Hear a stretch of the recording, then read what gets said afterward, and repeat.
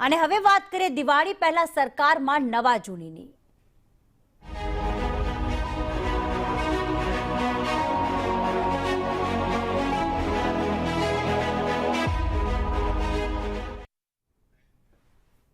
તો ગુજરાતની રાજનીતિને લઈને બેઠકોનો દોર શરૂ થઈ ચૂક્યો છે।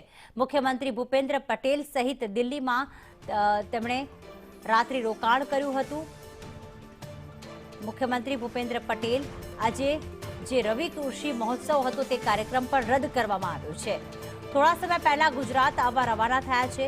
ગઈકાલે પીએમએ સીએમ અને પ્રદેશ પ્રમુખ સાથે બેઠક કરી હતી। પ્રદેશ સંગઠનમાં ફેરફારને લઈને આખરી ઓપ આપવામાં આવ્યો। લગભગ 5 કલાક સુધી આ ચર્ચા ચાલી હતી।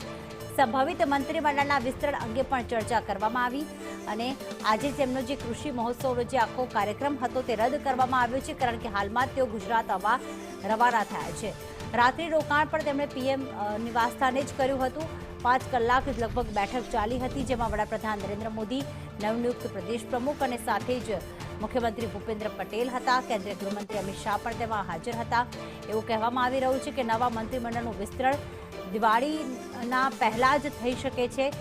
8 હાલમાં ચાલુ મંત્રીઓને પડતા મૂકવામાં આવી શકે છે અને નવા ચહેરાઓ જોવા મળી શકે છે।